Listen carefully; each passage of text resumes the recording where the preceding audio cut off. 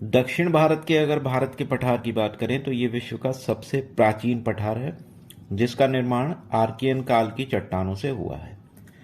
तो इसका जो सबसे प्राचीन पहाड़ है उसका नाम है अरावली, और अरावली का सर्वोच्च शिखर जो है वो गुरु शिखर है, और यहीं पर माउंट आबू स्थित है।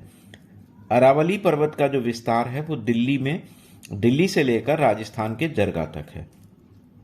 ये क्वेश्चन एग्जाम में कई बार पूछा गया है कि अरावली पर्वत का सर्वोच्च शिखर कौन सा है, तो गुरु शिखर है। थोड़ा सा नीचे आएंगे तो यहां वाले हिस्से में यानी अरब सागर के साथ जो बाउंड्री बना रहा है वो है पश्चिमी घाट पर्वत। पश्चिमी घाट पर्वत इसको 16 डिग्री चैनल दो भागों में विभाजित करता है। ऊपर वाला हिस्सा जो है वो उत्तरी सह्याद्री और नीचे वाला हिस्सा दक्षिणी सह्याद्री कहलाता है। उत्तरी सह्याद्री का सर्वोच्च शिखर कलसुबाई है, जिसकी ऊंचाई 1664 है।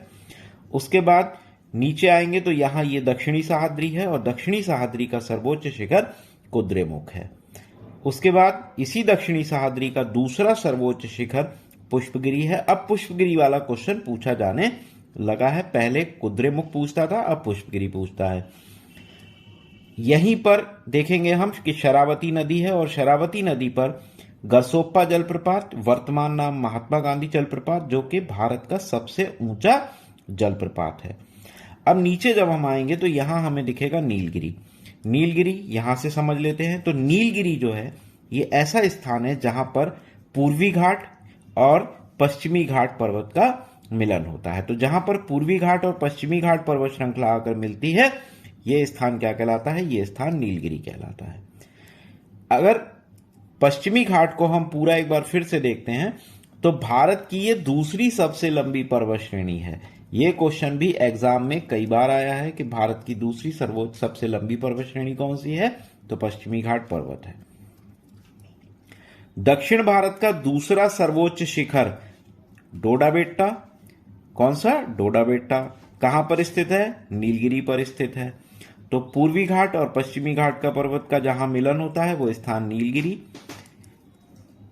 दक्षिण भारत का दूसरा सर्वोच्च शिखर डोडा बेट्टा।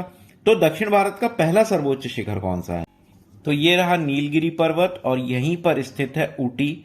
नाम आप लोगों ने बहुत बार सुना होगा ऊटी का, जो कि तमिलनाडु राज्य में है, और तमिल भाषा में इसका नाम उटक मंडलम है। तो उटक मंडलम से क्वेश्चन कभी कभी ऊटी नहीं देता है, बल्कि पूछ लेता है उटक मंडलम कहां पर स्थित है, तो तमिलनाडु में स्थित है। अब नीलगिरी से हम नीचे आते हैं तो यहां हम देखते हैं कि एक पर्वत श्रृंखला यहां से और निकली हुई है, जिसको कहा जाता है पालनी पहाड़ी। पालनी पहाड़ी पर स्थित है अन्नामलाई पर्वत श्रृंखला, और अन्नामलाई पर्वत श्रृंखला का सर्वोच्च शिखर है अन्नामुड़ी। और अन्नामुड़ी जो है ये दक्षिण भारत का भी सर्वोच्च शिखर है। उसके बाद हमें देखेंगे तो हमें यहां दिखेगी कार्डेमम पहाड़ी, कार्डेमम यानी इलायची पहाड़ी, और उसके बाद हमें दिखती है यहां पर नागरकोयल पहाड़ी। नागरकोयल पहाड़ी भारत की सबसे दक्षिणी पहाड़ी है। तो भारत की सबसे दक्षिणी पहाड़ी कौन सी है? नागरकोयल पहाड़ी है। ये सारे ही क्वेश्चन एग्जाम में कई बार पूछे गए हैं। अब पालनी पहाड़ी को अगर हम देखेंगे तो यहां पर एक स्वास्थ्यवर्धक स्थल है जिसका नाम है कोडाई कनाल। कोडाई कनाल कहां पर स्थित है? तो ये तमिलनाडु राज्य में स्थित है। अब यहां पर अगर हम देखेंगे तो ये है हमारा पूर्वी घाट पर्वत। तो पूर्वी घाट पर्वत का जो विस्तार है वो तमिलनाडु से लेकर और उड़ीसा तक है।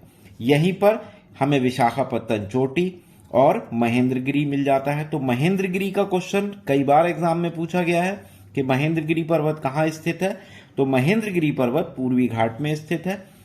और ये वाला क्वेश्चन भी पूछा गया है कि विशाखापत्तनम चोटी कहां पर स्थित है, तो ये भी पूर्वी घाट पर्वत का ही हिस्सा है।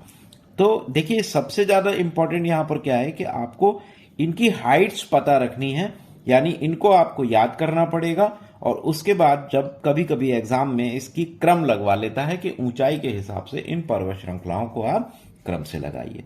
तो दक्षिण भारत का जो पठारी क्षेत्र है या दक्षिण भारत का जो पठार है, यहां से जितने भी इंपॉर्टेंट क्वेश्चन है मैंने आपको सब बता दिए हैं।